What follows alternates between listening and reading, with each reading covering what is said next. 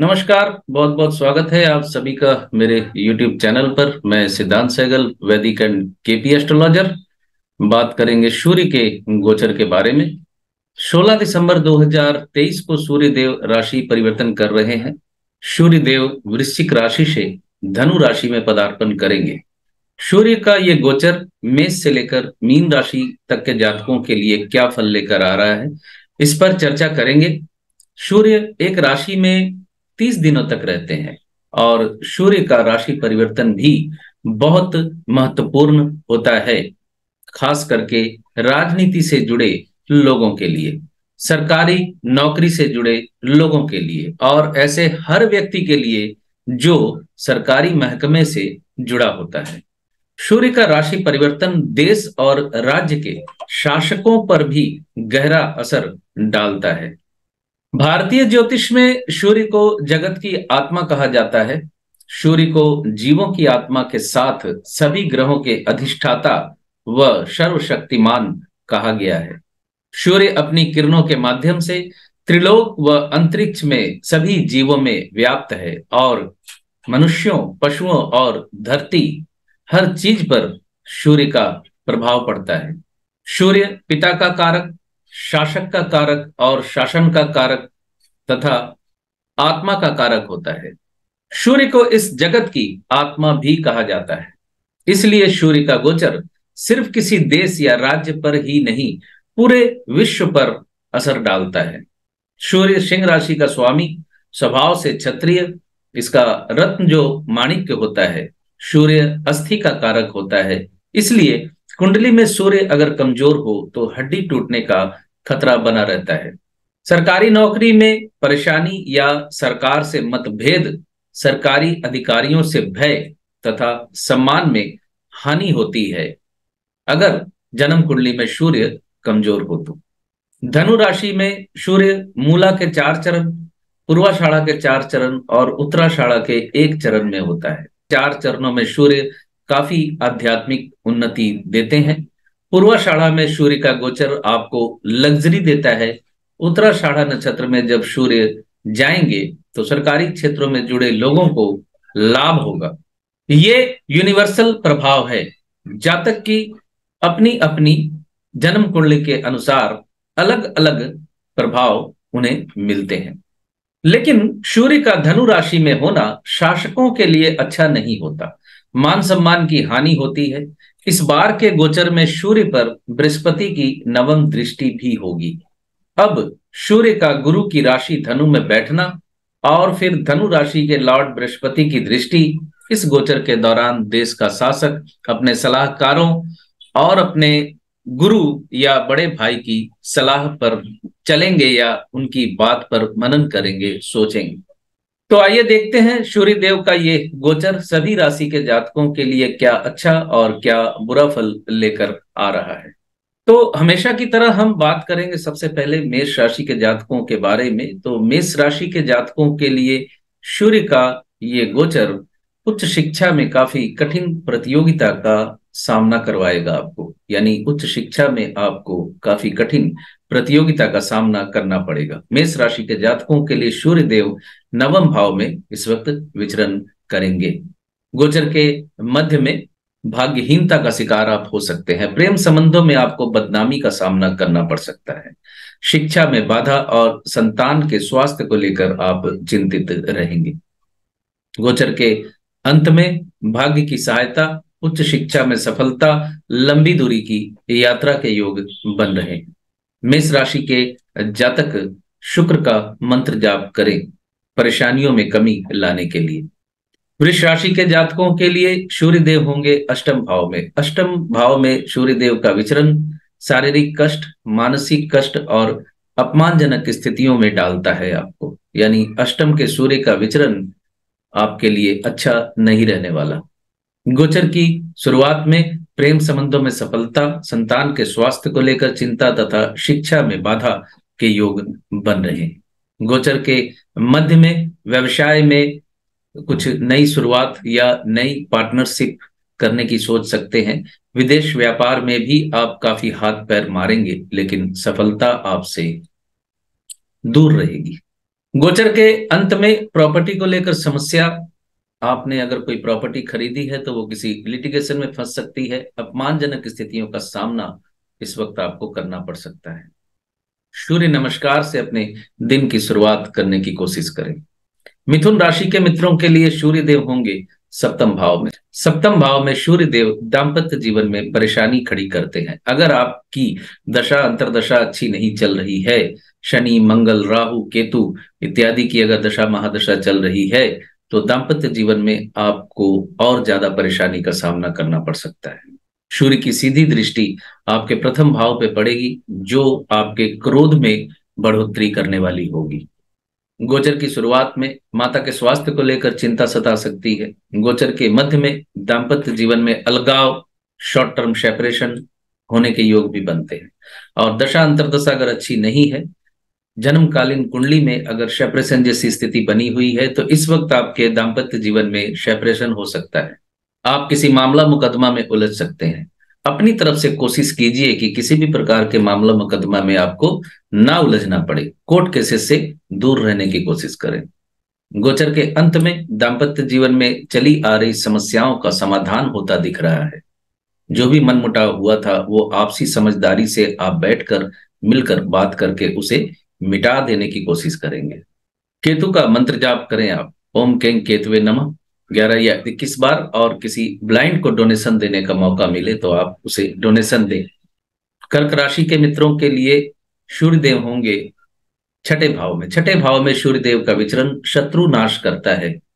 आपके शत्रु परेशान होंगे और आर्थिक वृद्धि होगी आपकी। छठे भाव में बैठकर सूर्य देव की सप्तम दृष्टि पड़ेगी आपके द्वादश भाव में। नींद की कमी थोड़ी आपको सता सकती है। यात्रा में आपको दिशाहीनता का योग बनता है। गोचर की शुरुआत में छोटे भाई बहनों के साथ मनमुटाव वाली स्थिति हो सकती है। गोचर के मध्य में स्वास्थ्य लाभ, इच्छा पूर्ति, प्रेम संबंधों में सफलता, संतान संबंधी खुशखबरी और लोन लेने की कोशिश अगर आप कर रहे हैं तो आपको लोन की प्राप्ति हो सकती है। गोचर के अंत में दाम्पत्य जीवन में तनाव की वृद्धि तथा अलगाव या सेपरेशन जैसी स्थिति बन रही है। इसे आप शॉर्ट टर्म सेपरेशन समझें। ट्रांजिट में जो भी सेपरेशन जैसी स्थितियां बनती हैं वो कुछ समय के लिए बनती हैं। अगर जन्म कुंडली में दशा अंतरदशा अच्छी हो तो कुछ समय के लिए बनती हैं। जन्म कुंडली में दशा अंतरदशा अच्छी ना हो तो वो अलगाव, परमानेंट अलगाव भी हो जाता है कभी कभी। ब्लाइंड को डोनेशन देने की कोशिश करें। अपनी स्त्री का सम्मान करें। सिंह राशि के मित्रों के लिए सूर्य देव पंचम भाव में होंगे। पंचम भाव में सूर्य देव का विचरण निर्धनता लाता है, लेकिन आपकी राशि के परिप्रेक्ष्य में आपकी इंटेलिजेंसी में वृद्धि होगी, यानी आपकी बुद्धि में वृद्धि होगी। बुद्धिमत्ता पूर्ण निर्णय लेने में आप सफल रहेंगे। स्वास्थ्य लाभ का योग भी आपका बनता है। हालांकि संतान के साथ मनमुटाव तथा प्रेम संबंधों में मनमुटाव के योग बन रहे हैं। गोचर की शुरुआत में अचानक धन की प्राप्ति, सेविंग्स में वृद्धि। गोचर के मध्य में प्रेम संबंधों में ब्रेकअप का योग बनता है। माता के साथ अच्छा संबंध बना रहेगा और सरकारी कामों से लाभ के योग आपको बन रहे हैं। पंचम भाव में बैठे सूर्य की दृष्टि पड़ेगी एकादश भाव में। बड़े भाई के साथ मनमुटाव हो सकता है। मित्रों के साथ मनमुटाव हो सकता है। सूर्य नमस्कार से अपने दिन की शुरुआत करने की कोशिश करें। कन्या राशि के मित्रों के लिए सूर्य देव होंगे चौथे भाव में। चौथे भाव में सूर्य देव का विचरण माता के स्वास्थ्य पे अच्छा असर नहीं डालेगा। डोमेस्टिक लाइफ में कुछ परेशानी हो सकती है। पारिवारिक झगड़ों के कारण समाज में आपकी स्थिति बिगड़ सकती है, यानी आपको अपमानजनक स्थितियों का सामना करना पड़ सकता है। अब देखते हैं ना, परिवार में झगड़ा होता है तो समाज में आपको लेके कानाफूसी शुरू हो जाती है। उससे बचने की कोशिश करनी है। गोचर की शुरुआत में थोड़ी दिशाहीनता का शिकार आप हो सकते हैं। आपको सूझेगा नहीं कि आप कौन सा पथ ले सफलता के लिए। गोचर के मध्य में वास स्थान में परिवर्तन, छोटी यात्रा, धन की वृद्धि, सेविंग्स में वृद्धि, रिश्ते नातेदारों के साथ अच्छे संबंध बनेंगे। और गोचर के आखिर में माता के साथ अच्छा संबंध तथा प्रॉपर्टी से संबंधी कोई डील आप कर सकते हैं। किसी सफाई कर्मी को कुछ डोनेशन करें इस गोचर के दौरान। तुला राशि के मित्रों के लिए सूर्य देव होंगे तीसरे भाव में। तीसरे भाव में सूर्य देव का विचरण आर्थिक वृद्धि करवाता है। गोचर की शुरुआत में थोड़ी नींद की कमी सता सकती है, मानसिक तनाव में वृद्धि हो सकती है। गोचर के मध्य में सेविंग्स में वृद्धि, सम्मान में वृद्धि, साहस की वृद्धि, और साहस के द्वारा आप अपने रुके हुए काम पूरे करने में कामयाब रहेंगे। गोचर के अंत में वासस्थान में परिवर्तन, छोटी यात्रा का योग बन रहा है। छोटे भाई बहनों के साथ अच्छा संबंध बनेगा। शुक्र का मंत्र जाप करें तुला राशि के जातक। ओम द्रांग द्रिंग द्रौंग शय शुक्राय नमः। वृश्चिक राशि के मित्रों के लिए सूर्य देव होंगे दूसरे भाव में। दूसरे भाव में सूर्य देव का विचरण आपके मन में किसी अज्ञात भय को जगह देता है, या आपके मन में कोई अज्ञात भय बना रहता है। रिश्ते नातेदारों के साथ मनमुटाव वाली स्थिति बनती है। गोचर की शुरुआत में अचानक धन प्राप्ति के योग आपको बन रहे हैं। गोचर के मध्य में विदेश व्यापार में सफलता, नए योगा योग, अविवाहित मित्रों का विवाह संबंध होने का योग बनता है। गोचर के आखिर में सेविंग्स में वृद्धि, धन प्राप्ति के योग बनते हैं। सरकारी कामों से कुछ लाभ हो सकता है आपको। शुक्र का मंत्र जाप करें। ओम द्रांग द्रिंग द्रौंग शय शुक्राय नमः। वृश्चिक राशि के जातक। धनु राशि के मित्रों के लिए सूर्य देव होंगे प्रथम भाव में। उच्च शिक्षा में सफलता मिलने के योग बन रहे हैं, लेकिन प्रथम भाव में सूर्य देव का विचरण आपके दाम्पत्य जीवन पे बुरा असर डालता है। सूर्य की सप्तम दृष्टि आपके दाम्पत्य जीवन को बिगाड़ सकती है। अगर आपकी कुंडली में दशा अंतर्दशा अच्छी नहीं चल रही है तो ये झगड़ा बढ़ सकता है, और दशा अंतर्दशा अगर अच्छी चल रही है तो ये मनमुटाव जो है थोड़ा सामयिक, यानी कि थोड़े दिनों के लिए ही होने के योग है। गोचर की शुरुआत में सरकारी कामों में बाधा, पिता के स्वास्थ्य को लेकर चिंता। गोचर के मध्य में खर्च की अधिकता, मानसिक तनाव और मामला मुकदमा में उलझने का योग। यानी इस गोचर में आप मामला मुकदमा से बचे रहने की कोशिश करें। और गोचर के अंत में उच्च शिक्षा में सफलता, लंबी दूरी की यात्रा के योग बनते हैं। किसी ब्लाइंड को डोनेशन दें, कुछ समस्याओं में कमी आएगी आपको। मकर राशि के मित्रों के लिए सूर्य देव होंगे द्वादश भाव में। द्वादश भाव में सूर्य देव का विचरण नींद में कमी, दाम्पत्य जीवन में तनाव के योग बनाता है, और पीड़ा में वृद्धि होती है, यानी कष्टों में वृद्धि होती है, और धन का नुकसान होने के योग बनते हैं। गोचर की शुरुआत में स्पिरिचुअल गेन, आध्यात्मिक उन्नति के योग बनते हैं। गोचर के मध्य में स्वास्थ्य लाभ, धन लाभ, कुछ इच्छा पूर्ति, प्रॉपर्टी से संबंधी कामों से लाभ के योग बनते हैं। और गोचर के अंत में अपमानजनक स्थितियों का सामना आपको करना पड़ सकता है, और खर्च की अधिकता से बचने की कोशिश करें। सूर्य नमस्कार से दिन की शुरुआत करने की कोशिश करें। ओम श्री सूर्याय नमः छोटा सा मंत्र जाप कर लें 11 बार। कुंभ राशि के मित्रों के लिए सूर्य देव होंगे एकादश भाव में। एकादश भाव में सूर्य देव का विचरण धन वृद्धि, आर्थिक लाभ करवाता है, लेकिन संतान के साथ मनमुटाव के योग बनते हैं। एकादश भाव से सूर्य की सप्तम दृष्टि पंचम भाव पे पड़ेगी।